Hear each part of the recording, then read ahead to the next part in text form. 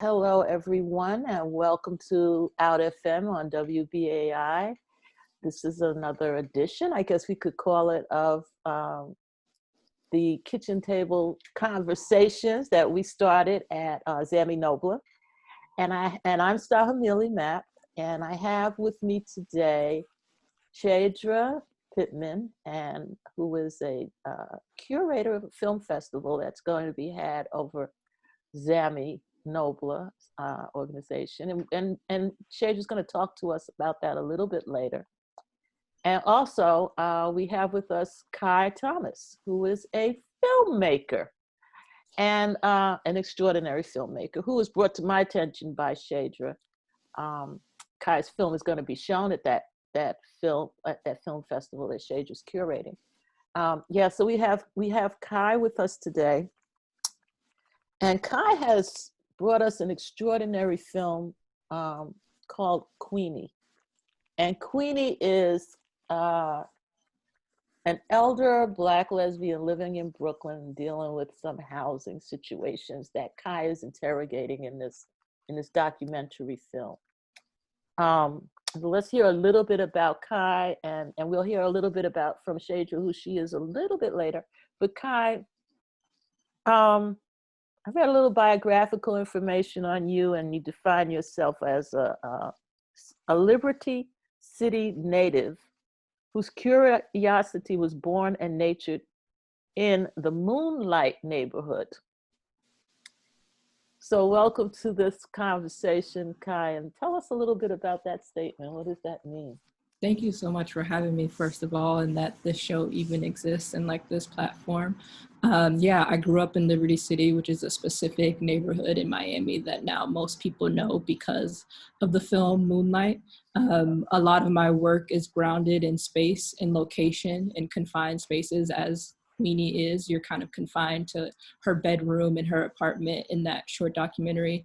I'm really excited to have this film out in the world and to be partnering with Zami Nobla and Beyond Brave and the Black Lesbian Archives and sort of contributing to the representation of like Black lesbians in documentary. Yeah, that's a lot in a short statement, Cai. You're a young woman. You're a young sister. You know, Kai's told me that her pronouns are she, her, so I'm using the right pronouns. Mine is she, her also. You're a young person out here doing this documentary on an elder sister, a Black lesbian elder sister. What brought you to this topic? Yeah, so in 2018, someone invited me to a screening of a short film, and that short film was about like young LGBTQ folks. And after I watched that film, I was just like, I haven't seen anything about Black lesbian elders. Like, you know, there's a wide variety of documentaries that I feel are about like the voguing scene or like young trans folks, but nothing really about like elders and like Black lesbian elders specifically. So after that screening, I just started researching. I was like connecting with different organizations that specifically serve like elders of color. So like actually Marianne was one of the first folks that I went and met with to be like, hey, like I have this thematic idea of wanting to follow an elder.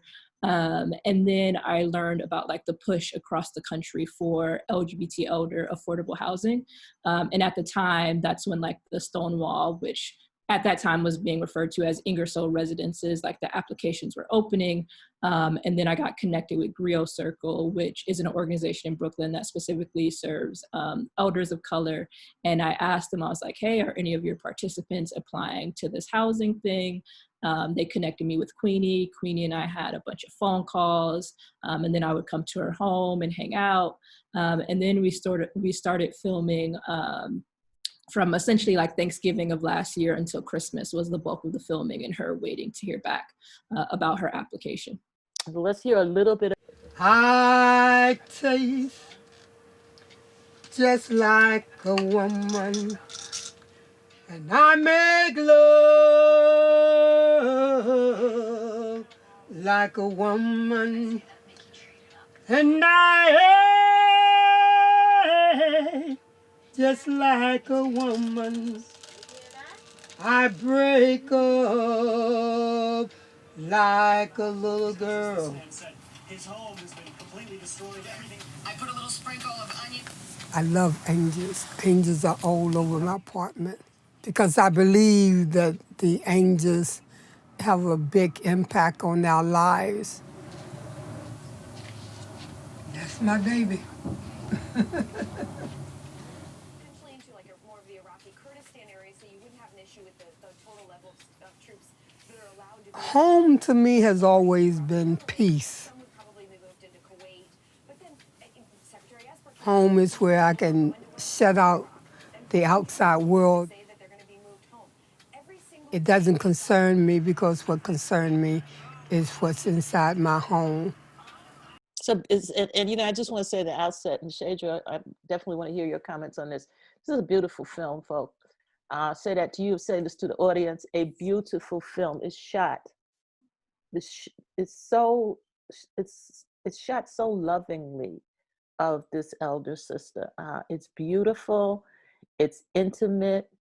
You know, and you know, I've looked at a few of your other shorts, Kai. I mentioned this to you, and I immediately felt the warmth in your other series, the last call series? Yeah, the last call series. Yeah, that warmth really comes through. Shadra has a lot of thoughts on this. Let me hear what you're thinking about that, Shadra. Shadra, can you hear us? Yes, I can hear you. Okay, good. I was just going to say, one, thank you, Stahimili, for having us on. Mm-hmm. When, Marianne actually introduced me to Kai's film, told me about Kai and told, we're doing this Women Sweet on Women film festival. And there's a committee of us that have been working together on it. And she said, this is brilliant young woman. She's doing incredible work. She is really accomplished. And so when we connected with Kai and we saw the film, she sent us a link so we could see the film. I was completely blown away. I was blown away, one, because of the intergenerational aspect of the film, the fact that she, as the young woman, is doing this work to give visibility to older Black lesbians, to me was just the most beautiful thing ever. This notion of reaching back to the elders and telling their story and giving them a platform, I just thought was beautiful. Mm-hmm. And from an anthropological perspective, I will say the film felt really ethnographic. It was beautifully done.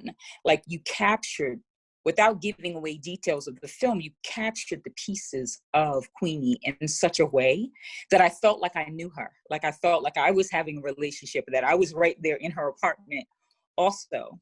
Yeah, that apartment was something else. Queenie's apartment. It was like a museum. It really was. It really was. Yeah. And you really got all those details, Kai. Go ahead. It's definitely an archive of her life. I think she and I since finished filming Queenie, have worked on some other projects about elders, and to see how people are so lived into their space and the attachment they have to their things and like what you collect over a lifetime. Like in Queenie's house, she has like a picture that she took of Muhammad Ali, like on 125th Street. Like, this bananas are like, all the 8 tracks, all the records, all the mementos, like, everything about this film has been really intentional, even down to like the poster. Like, that poster and key image is, from the first time I filmed with Queenie, and that's her pondering when I asked her to explain to me, like, what are the things in this room that are the most important to you? And like, that is where that look and where that image comes from. It definitely wasn't an easy project, right? I was at her house for 3 weeks straight from 9 to 5 because we're waiting to hear back from NYC. Yeah. And there probably were only 2 days that I didn't film. One where it was just like, to be in space with an elder, like, you have to hold that space. You have to be attentive. Like, I can't just be like, all right, let's turn off the TV and just like mess around. Like, that wasn't the deal at all. We're just like, we had a really sweet time. Like, I actually got to watch Moonlight with her and to like talk about it, or to like talk about her experience growing up and like who she is in the world and why she does the things that she does. I think this is a film about dignity, right? What does it mean to age with dignity? Like, I was drawn to this topic because I don't have the closest relationship with my nuclear family. And unfortunately, like LGBT elders, like if you're not partnered or if you don't have a child, aging can be a very isolating experience. And I wanted to show a film that represented that. Queenie has, you know, home aides that are in her home, usually from like 8 to 6, Monday through Saturday. So like that is kind of her network, but she also has like a network of like Black lesbian goddaughters that she's, you know, known through her like activism and organizing work. But I just want to make sure that like folks aren't invisible, and that there's more intergenerational relationships. You know, I am 26 years old and Queenie just turned 74 this year. And that is someone who, yeah, blessings, that I can reach out to with anything, you know, like she very much believes in like the ancestors and our elders, making sure and ordaining our life and like listening to messages. And like, you know, her big thing is like, what's for you is for you.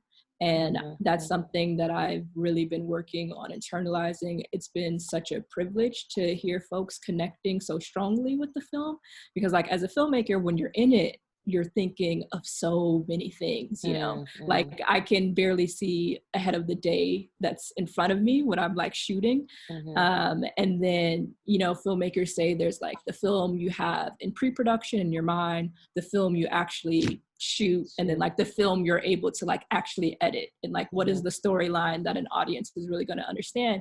And I think I am so like proud and elated of like every stage that this film has taken. And also I have to make sure to acknowledge like this film couldn't be possible without Sisters in Cinema, which is an organization run by Yvonne Wellbaum, which is a Black lesbian. They were the first funders for the project. In addition to Sisters in Cinema, Next Doc, which is an organization that specifically serves nonfiction makers of color, put up money for the project. And then within the last month, we got some finishing funds from If Then, which is an organization that supports regional filmmakers. And they did a round of funding for stories that were based in the Northeast. And I just had a really great team. Cesar Martinez-Barbara was the editor of the film. I had a fantastic consulting producer in Jenny Casas, someone I could, you know, show an outline to, or be like, hey, like, I don't think XYZ is working. What do you think? Like, you know, the transcripts. Good collaboration, yeah. Very, very, very good collaboration. And people who have known me for a while, like, I think as an artist, it's really important for people to know like the vision of the project. Like, right, Queenie is what's referred to as like a verite documentary film. There aren't any sit down interviews. You're observing her life in real time. You're observing this application in real time and seeing the range of emotions that she had in that process.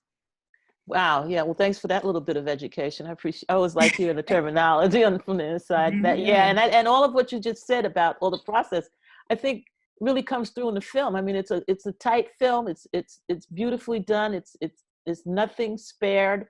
There's no extra.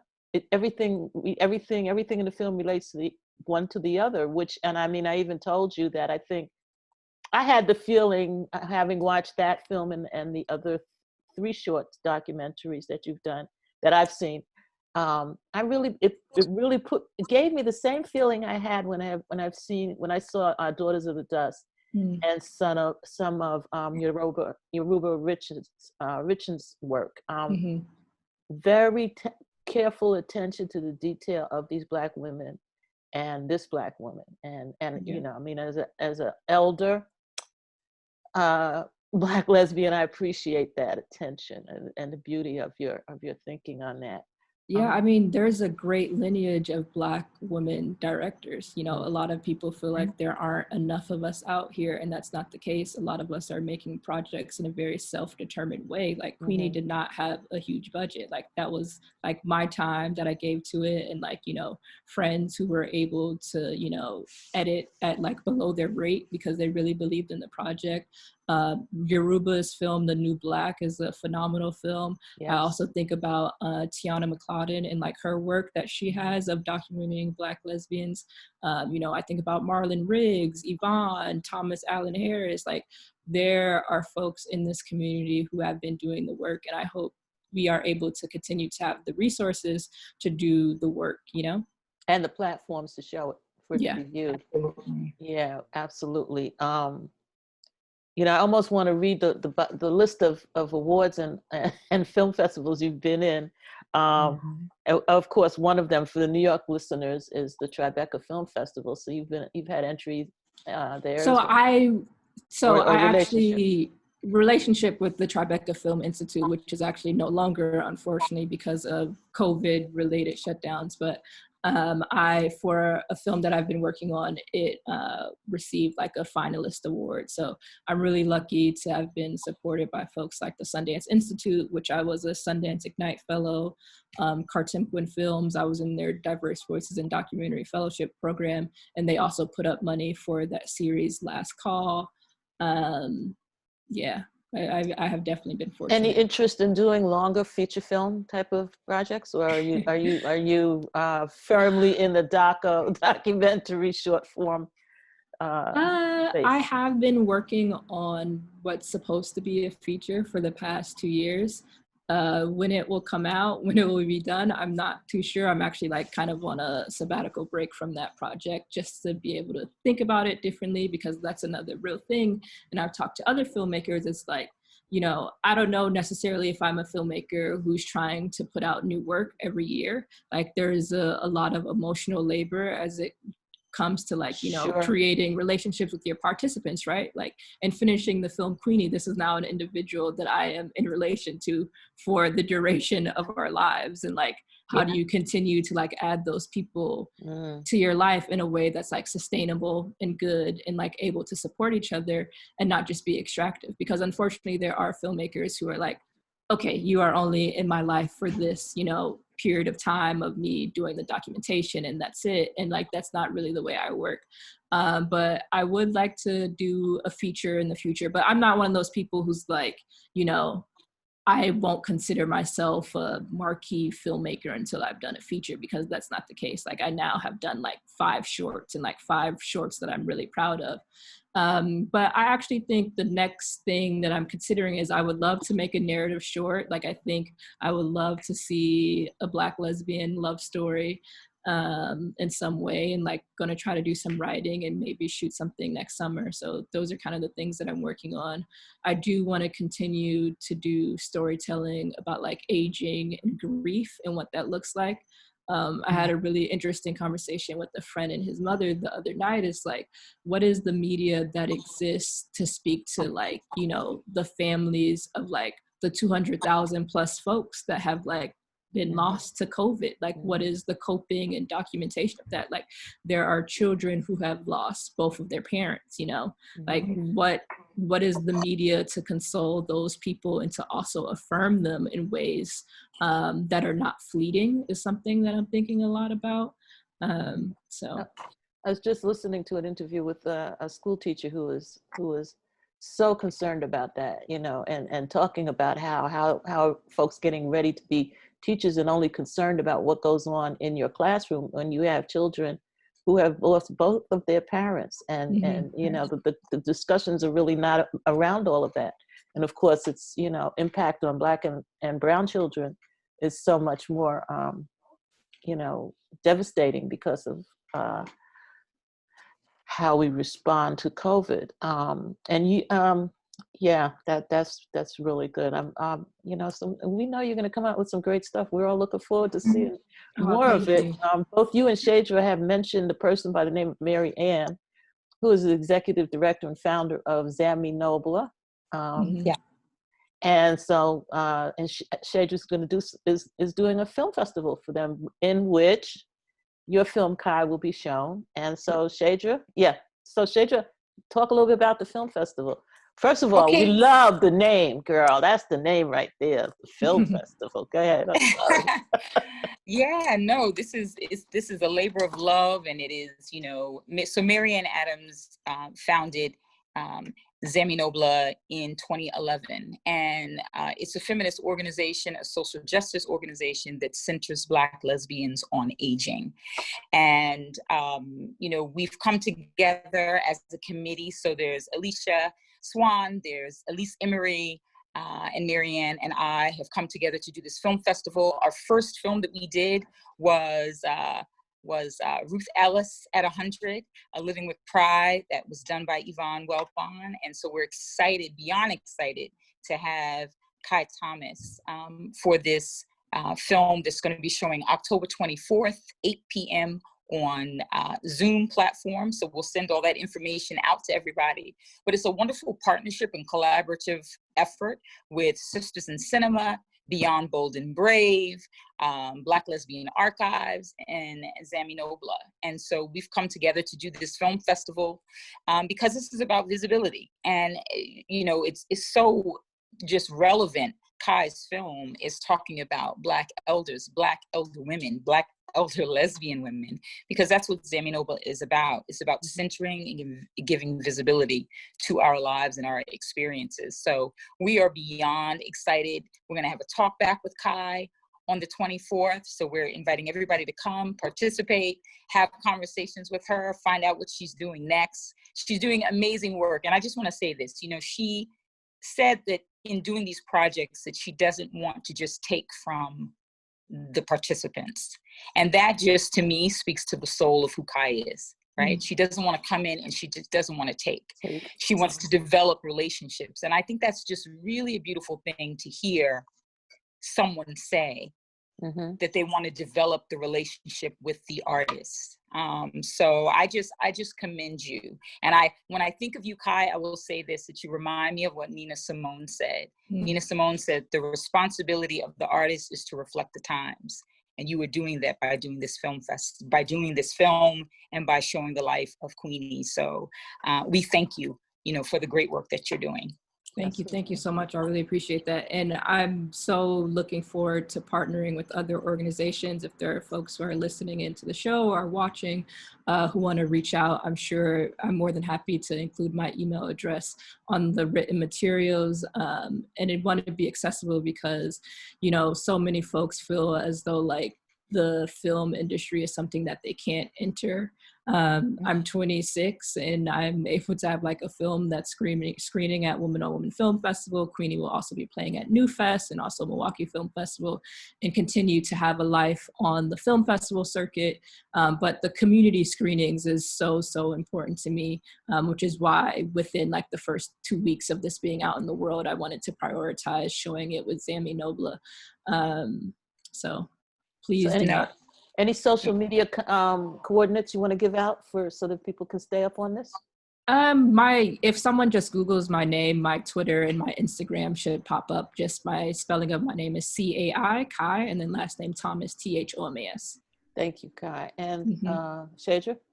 Yeah, so to give the information, to find out more information about the screening that is going to be on Saturday, October 24th, 8 p.m. on the Zoom platform, you can visit Facebook, you can visit Zami Nobla there, or you can visit zaminobla.org, and that's ZAMINOBLA.org to find out more information about the screening. The tickets are $5 for Zami Nobla members and $10 for the general public. So we are, as I said, thrilled, and beyond thrilled to do this screening with Cai. So we hope everybody comes out and participates and has a conversation with her afterwards. Yes, great. Yes. Okay, great. Thank you. So thanks to both of you. We're looking forward to the screening. We're looking forward to more work from you, Cai, and, you know, stay in the struggle, sis. It's beautiful work, you know. Thank you. I really appreciate representing us, you know. This is, Shadra and I were talking about that we feel Kujichagulia all over this project, you know, self-determination all over this project, you know, so I appreciate that. And we'll talk to you again soon.